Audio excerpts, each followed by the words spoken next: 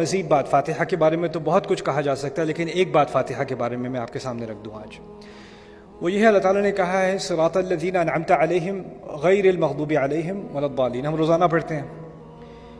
سمجھنے کی بات یہ ہے کہ اللہ تعالیٰ نے جب کہا کہ سیدھے راستے پر ہمیں ہدایت دیجیے، اہدنا الصراط المستقیم، پھر اس راستے کی وضاحت کی جا رہی ہے. وضاحت کیا ہے کہ وہ راستہ جن پر آپ نے نعمت کی ان کا راستہ، صراط الذین انعمت علیہم. یہاں تک بات مکمل ہے. اب پتہ چل گیا کہ سیدھا راستہ کیا ہے. یہ ان لوگوں کا راستہ ہے جن پر اللہ تعالیٰ نے نعمت کی ہے، اور ان کے بارے میں اولئک الذین انعم اللہ علیہم من النبیین والصدیقین والشہداء والصالحین وحسن اولئک رفیقا. قرآن نے خود ہی بعد میں جا کے وضاحت کر دی کون ہے جن پر اللہ تعالیٰ نے نعمت کی ہے. یہ نبیوں میں سے ہیں جنہوں نے نبیوں کے کلام کو سچ مانا اور اس پر قائم رہے، ان کی بات کو کی تصدیق کی، وہ ہیں صدیقین.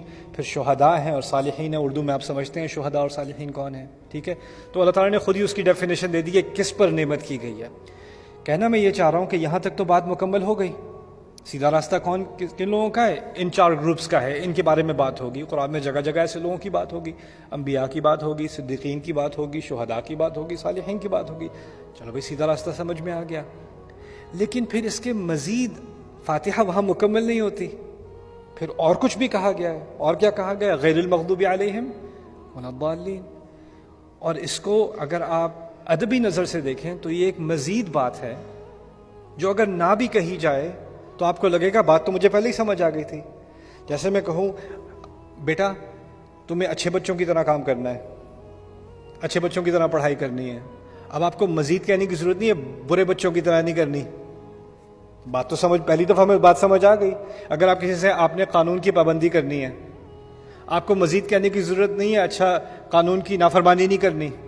اگر پابندی کہنے کو کہہ دیا ہے تو پھر دوسری بات تو کرنے کی ضرورت نہیں رہی نا.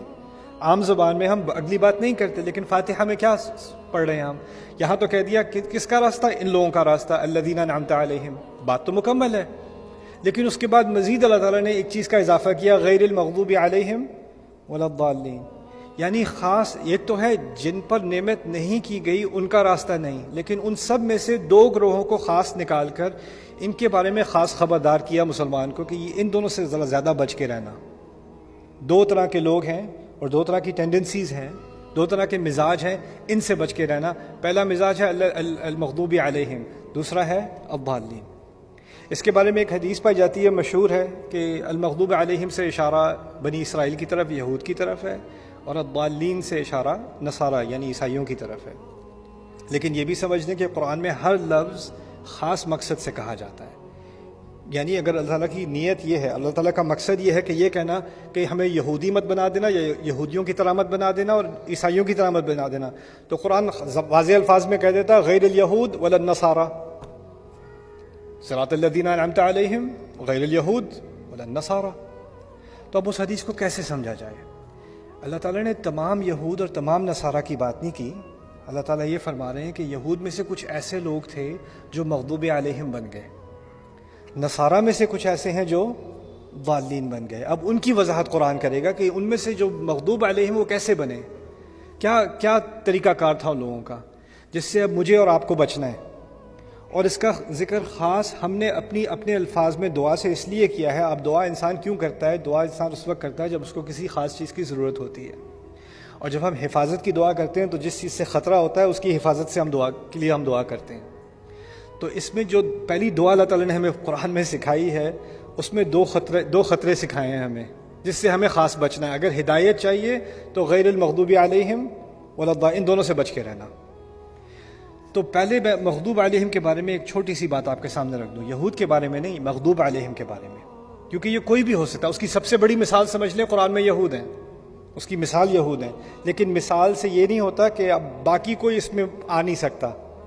مثال تو ایک ہے نا، لیکن اگر کانسیپٹ سمجھ میں آ جائے تو کوئی بھی اس کنویں میں گر سکتا ہے، کسی کے لیے بھی خطرہ ہے. تو وہ کیا ہے؟ المغضوب علیہم ہے جس کو کوئی چیز پتہ ہو کہ غلط ہے اور پتہ ہونے کے باوجود وہ پھر بھی کرے.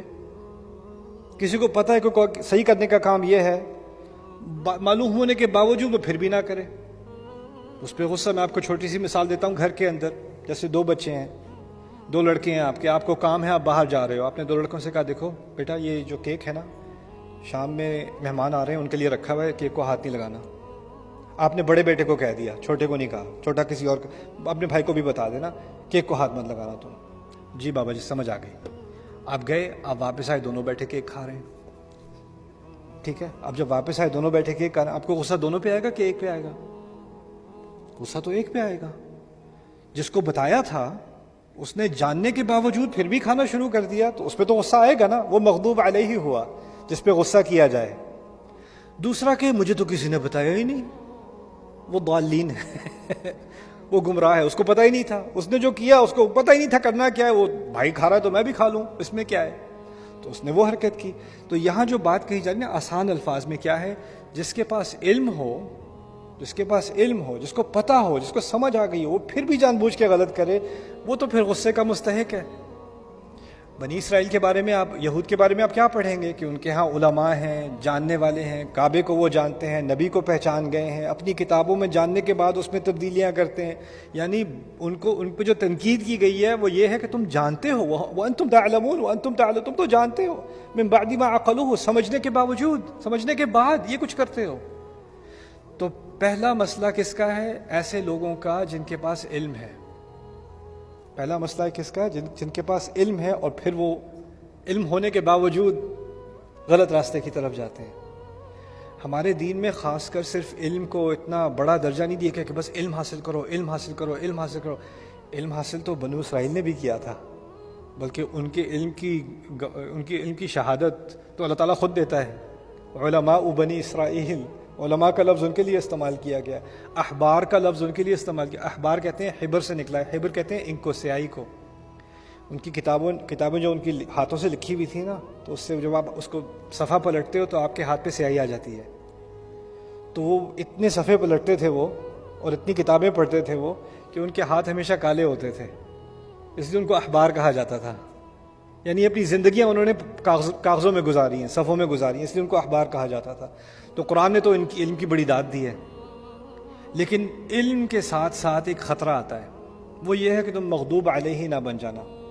وہ کس طرح سے بنو گے؟ کہ میں کیسے بن سکتا ہوں، آپ کیسے بن سکتے ہیں؟ اتنی خطرناک چیز ہے کہ اللہ سے پناہ مانگ رہا ہوں، یا اللہ ہدایت تو دے دے گا تو، میں ہدایت مانگ رہا ہوں۔ ہدایت کا پہلا درجہ تو علم ہے، اگر علم ہی نہ ہو تو ہدایت کہاں سے آئے گی؟ لیکن اگر علم آ گیا تو اس کا مطلب نہیں ہے کہ ہدایت آ گئی، کیونکہ علم کے بعد بھی المغضوب علیہم کے چکر میں انسان پڑ سکتا ہے۔ دوسرا جو خطرہ ہے وہ الضالین کا ہے۔ الضالین کیا ہے؟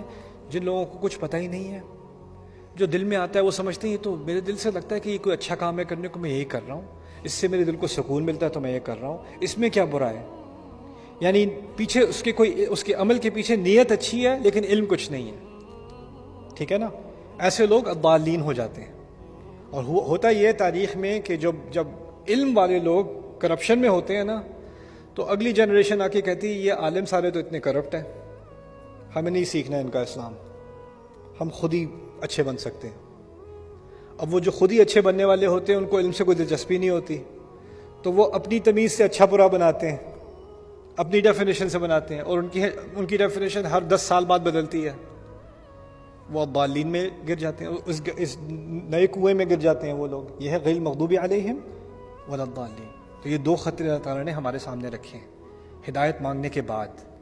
یہ ہدایت مانگنے سے پہلے کی بات نہیں ہے، ہدایت مانگنے کے بعد کی بات ہے۔ یعنی جب اللہ تعالیٰ ہدایت دے دے تو پھر ان دونوں چیزوں سے بچنا۔ اب اس کے بعد سورۃ البقرہ کی طرف آتے ہیں۔ سورۃ البقرہ میں خاص المغضوب علیہم والا جو خطرہ ہے نا، پہلا خطرہ، اس کی طرف شروع میں خاص اشارہ کیا گیا ہے پہلے حصے میں۔